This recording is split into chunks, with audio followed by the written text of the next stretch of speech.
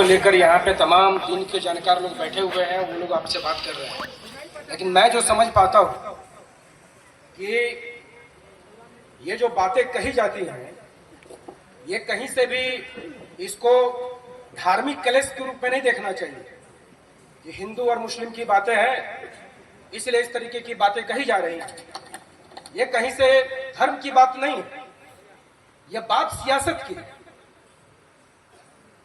कोई धर्म या किसी भी धर्म का आदमी किसी दूसरे धर्म का अपमान नहीं करना चाहता है, क्योंकि उसका धर्म इस बात की इजाजत नहीं देता है कि आप किसी दूसरे के मजहब को, जिस भी चीज को मान रहे हैं उसके खिलाफ आप किसी बात को बोलिए।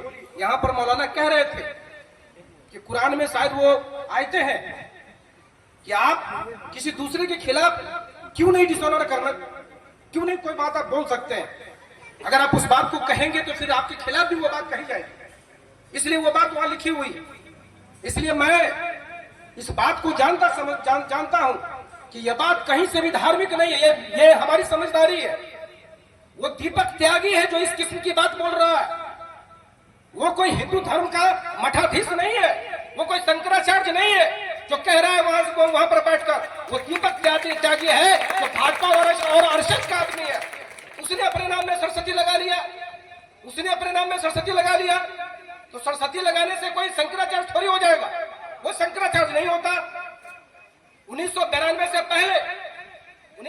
से पहले भी जो हमारे मसाइल थे, हम लोग एक जगह पर रहते हैं, हमारे हो सकते हैं मामले एक ही जगह पर, जो है मंदिर और मजार दोनों साथ में हिंदुस्तान के सरजमीन पे चल रहा है और चलते रहे। उसमें कुछ मसाइल भी होंगे, कुछ मसले भी होंगे। उन मसलों को हम लोग अमन और भाईचारे के साथ बैठकर हम लोग हल करते आए हैं आज तक। लेकिन पूरे मुल्क ने देखा कि किसी भी हिंदू धर्म के धर्माचार्य ने हिंदुस्तान की यात्रा नहीं की राम मंदिर निर्माण के लिए।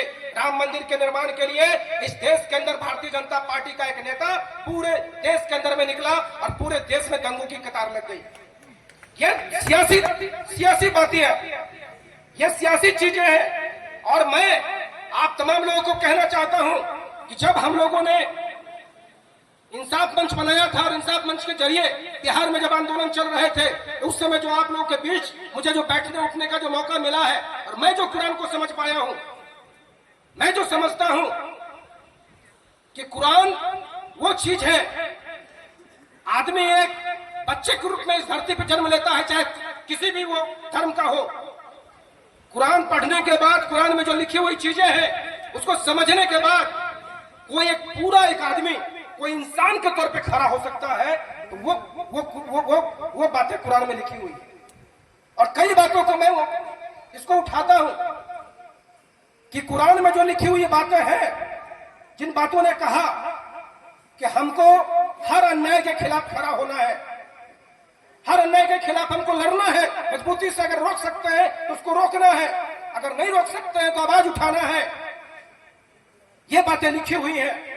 लेकिन मैं देखता हूं इधर के दिनों में हम मस्जिदों में मौलाना इमाम साहब की जो तकरीर जो की जाती है, उन तकरीरों को सुन लेते हैं और सुनने के बाद उस पर अमल नहीं करते। मस्जिद के बाहर गेट से बाहर निकलेंगे और उस पर हम अमल नहीं करेंगे, हम उस रास्ते पर नहीं चलते। हमने देखा इस कार्यक्रम के आयोजन के लिए हम लोग कहां नहीं गए, हम लोग इस कार्यक्रम के लिए कहां नहीं गए।